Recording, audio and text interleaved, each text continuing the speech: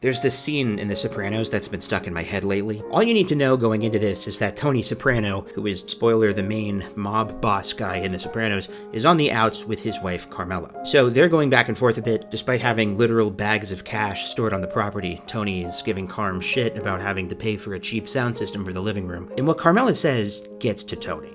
Oh, your little movie connoisseur friends are still meeting? At least I have friends. The fuck's that supposed to mean? Come on, Tony, you just have a bunch of flunkies. What do you know about it? They compliment you on your new shoes. They tell you that you're not going bald. You think they really care? You're the boss. They're scared of you. They have to kiss your ass, laugh at your stupid jokes. In a way, it's weird that Tony has never thought about this before. Half the people Tony kills or has killed or is worried about being killed by are close personal associates. If you have to be willing to murder everyone you work with if they become a threat, you can't really have friends the way normal, non-mafia folks like us do. But judging by the look on his face, it seems Tony never has thought about this, or not in such plain terms. Now, throughout the rest of the episode, Tony can't stop thinking about it, and eventually, he sees it. Unmistakable. And he cracks a lame joke, and the camera slows down as we watch through Tony's eyes, the exaggerated forced laughter of all his subordinates. Flunkies. We start seeing Tony alone more after this episode, or maybe I just notice it more, but it's a pathetic sight. Sometimes he's not even watching the TV or reading the paper or anything. He's just sitting there, quietly, sadly. Come on, turn on the radio or something, Tony, you're stressing me out. The episode in which this conversation between Tony and Carm takes place is called All Happy Families, taken from Leo Tolstoy's Anna Karenina. All happy families are alike. Each unhappy family is unhappy in its own way, the book begins. All happy families are alike. But each unhappy family is unhappy in its own way. This adaptation's free on YouTube for all my Tolstoy boys. And while The Sopranos generally is a show about a family that is unhappy in its own way, Anna Karenina also ties directly to Tony's no real friends conflict. Alexei is another friendless, well-off man. His extreme attachment to Anna took away the last need for seeking intimate friendships, so that now, among all his numerous acquaintances, there was not a single person near to him. He had a good many of what might be called connections, but no friends. There were a great many people with whom he was on visiting terms, whom he could invite to dinner, and with whom he could discuss things that interested him, from his own work to the higher authorities, or whose influence he could solicit. But that was all. He could not break those conventional relations that had grown on him by force of habit. The Sopranos is a show built on the contradictions that all the characters carry around in their minds. And the central contradiction is the Soprano family's balance between mundane, upper-class domesticity and Tony's violent criminal enterprise, which funds said upper-class, middle domesticity. And it's true that Tony Soprano's attachment to Carm, like Alexei's attachment to Anna, left him with no friends but many connections. But of course, the main reason why Tony has no friends is because of his chosen profession. You're the boss. They're scared of you. In the book, Anna gets bored with Alexei, or Alexei, I don't know how to say it. Let's go to the tape. Kitty. Alexei. Alexei? Kitty, I've been looking for you everywhere. Alexei is here. Alexei? She's got a whole different take on it. Count Alexei Vronsky. She said it different that time. Alexei? I didn't know. Mother. Alexei, Alexei, like, what's happening? that's all you care about. You also care about it. Well, anyway, in the book, Anna gets bored with Alexei Karenin, or however you pronounce anybody's name ever, and is pulled into this more corrosive affair with a different guy named Alexei Vronsky. Vronsky is an actual soldier, but Tony Soprano only thinks he is. In the first episode of The Sopranos, Carmela says something to Tony that haunts him throughout the rest of the series, that he's going to hell. Don't even go there, all right? Father is a spiritual mentor. He's helping me to be a better Catholic. Yeah. Oh, we all got different needs. What's different between you and me is you're going to hell when you die. Now here's another contradiction. Tony Soprano is culturally Catholic, but also culturally a murdering psychopath, and Carmela is a more devout Catholic, but married to this murdering psychopath. So the heaven and hell thing is a source of cognitive dissonance between the two of them. Eventually, Tony's therapist, Dr. Melfi, presses Tony on the hell thing he's been stuck on. Melfi, like us, is maybe a little surprised that Tony believes in God at all, let alone hell. So it's doubly surprising that a man who believes in divine punishment, who does crimes for money, ever thought he was not going to hell. But Tony's justification is that he's a soldier, fighting in a war, and soldiers don't go to hell. What about you? What? Hell? You been listening to me? No. We're soldiers, you know. Soldiers don't go to hell. It's war. Soldiers They kill other soldiers. Much has been written on the difficult men of TV's golden age, and while I also adore shows like Breaking Bad and Mad Men, I do think The Sopranos remains the strongest at articulating the difficult, complex stupidity of all human beings. I don't mean that as an insult. I mean it as a declaration of joyful unity, like Kel Mitchell declaring boldly that he's a dude, she's a dude, you're a dude, and we're all dudes, yeah. We humans are all stupid dudes. Some of us just get better at hiding the stuff we're stupidest about. Nobody in The Sopranos is a genius. Nobody is conveniently stupid for plot reasons. Everybody is just a fully realized, complex, stupid person who is driven at times by compassion, at times by rage, at times by trauma, and at all times by a tangled knot of those things. But also, it's the parents. It's always the parents. He goes to talk about his mother. Tony Soprano is showrunner David Chase's critique of the masculine ideal. Tony is a self-made man. He grew up in poverty and worked his way into wealth. He can be as violent as he wants, sleep with as many impossibly beautiful women as he wants, and come home to his McMansion and his way too good for him wife and 2 children. He is a titan of industry, has achieved the American dream, and he is a sad, miserable man who is short-tempered and small-minded, and constantly self-medicates because he's too embarrassed to take his prescription medication. He lashes out in impotent rage at people who don't deserve it, pushes away the only people who truly do love him, and also he's constantly using his wealth to do illegal things to accumulate more wealth, but that just adds to his already crippling anxiety because Tony Soprano is a complex, difficult, stupid person who is indeed a victim of shitty parenting, but is also fully responsible for how he deals with that shitty parenting. Plenty of kids who grow up with moms like Olivia Soprano don't end up as killers who are constantly stressing about the federal government and competitors and people whose lives they've ruined coming after them for perfectly valid reasons all the time. I mean, to begin with, every morning I wake up thinking, is today the day that one of my best friends is gonna dime me to the FBI? So Tony Soprano, much like Walter White, Don Draper, ends up a friendless, fundamentally unhappy, sad sack. Sorry, Ginny sack. And these days, I don't know. I find that to be a pretty uplifting story. What an evil thing to do. What a creep. What a jerk.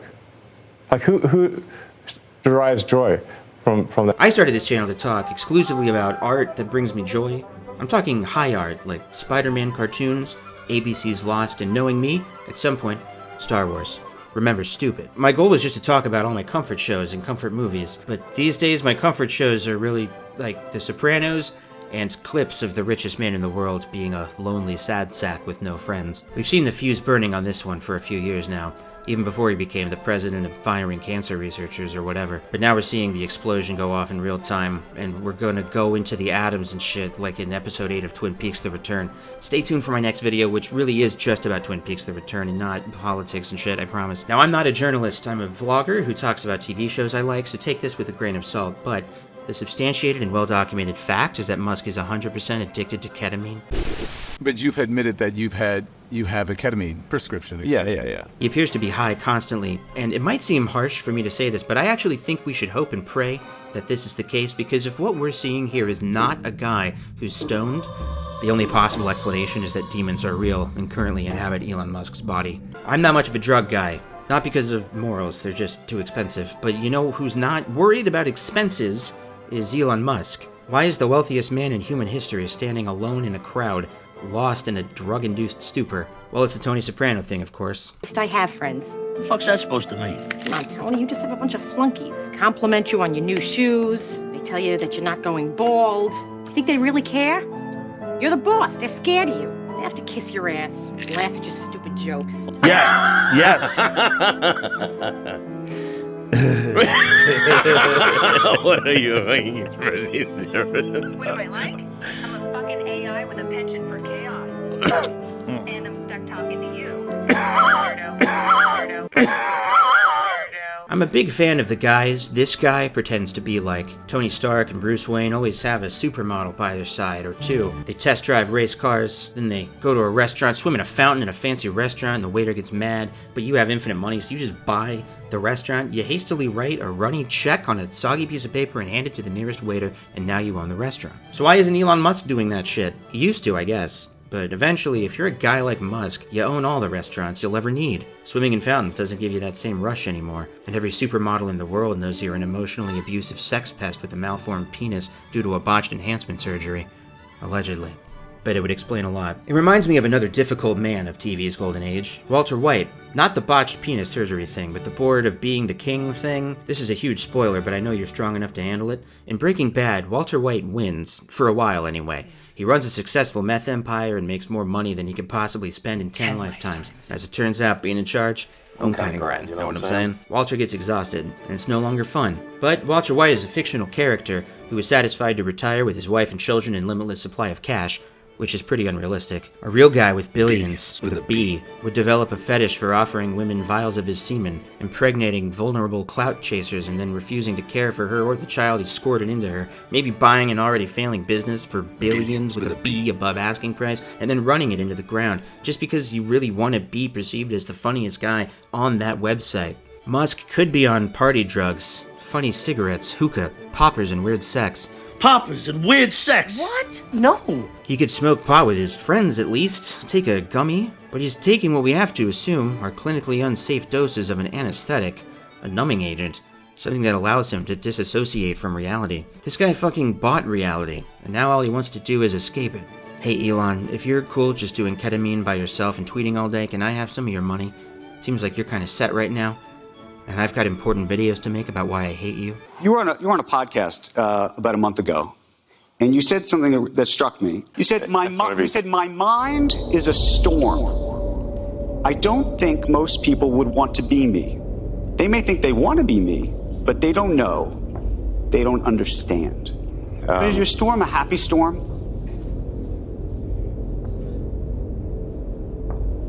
No. It's not a happy storm. No. Most of us would like to think if we had hundreds of billions of dollars, we'd be past the point in our lives where we'd feel the need to get absolutely hammered and stoned and totaled and everything to endure a ceremony for the guy that we elected. We'd hope to be past the point where we care what random people about us say on the internet at the very least. And, well, you might think that Tony Soprano, wealthy titan of industry with a wife and children, would not feel the need to beat the shit out of jocks who make him feel self-conscious about his age and weight, or to goad his sister into a rage because for once in her life she has her anger under control, and that makes him feel self-conscious. But people who sell their souls and fuck people over to get ahead in life are, I'm delighted to report, bitterly lonely and apparently suicidally depressed just like us normies. Do you feel lonely? I mean, there are times when I feel lonely, yes. But you've admitted that you have a ketamine prescription. Yeah. What's that for? Well, I mean, it's pretty private to ask somebody about a medical prescription, you know. But I think it's something I'd say, like, there are times when I have sort of I don't know, like a negative chemical state in my brain, like depression, I guess, you know, or like depression that's not linked to any negative views. Obviously, I'm prone to depression. A certain bleak attitude about the world.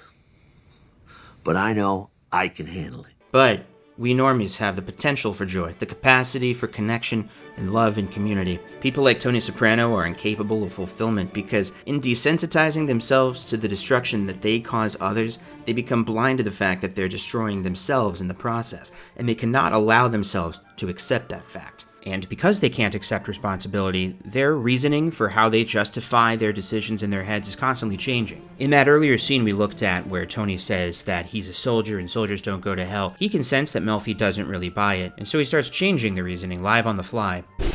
It's war. Soldiers, they kill other soldiers. We're in a situation where everybody involved knows the stakes. And if you're going to accept those stakes, you got to do certain things. Well, but you use your tweeting to kind of get back at critics. Rarely. You kind of have little wars with the press. Twitter is a war zone. If somebody's going to jump in the war zone, it's like, okay, you're in the arena. Let's go.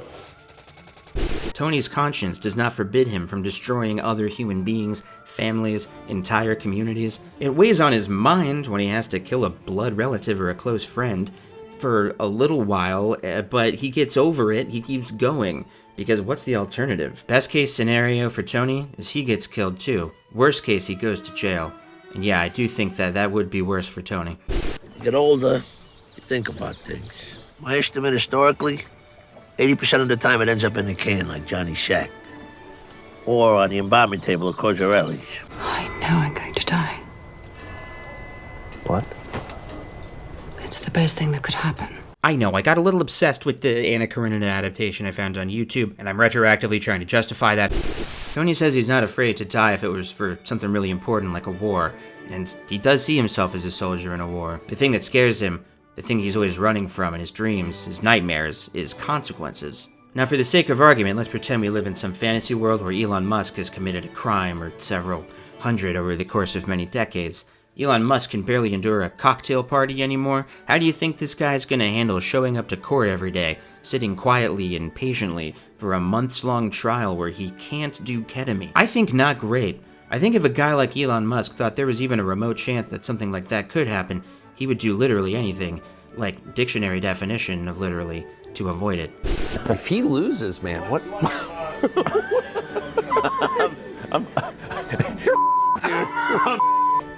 If he loses, I'm It does seem that way. You can't just be like, yo, I'm like, how long do you think my prison sentence is gonna be? Do you think? The biggest blunder of my career is now gone.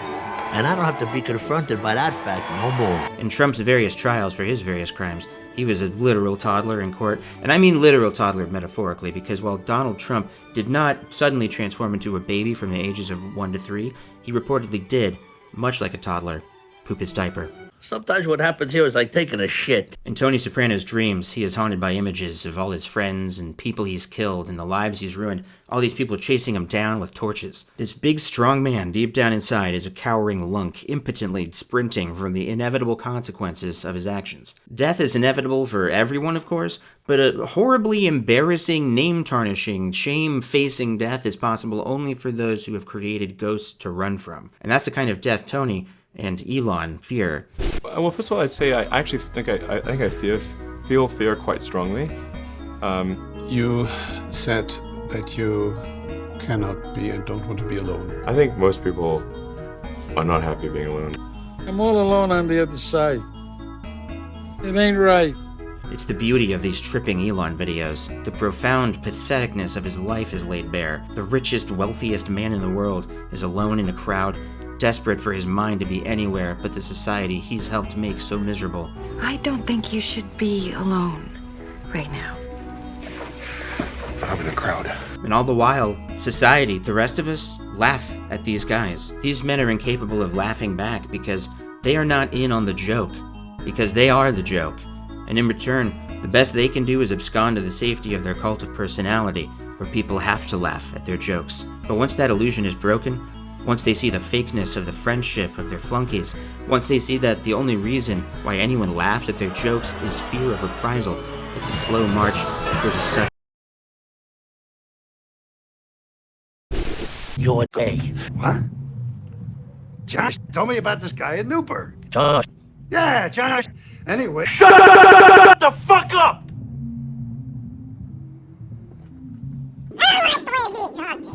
Jesus Christ, Feach, I'm trying to take a shit.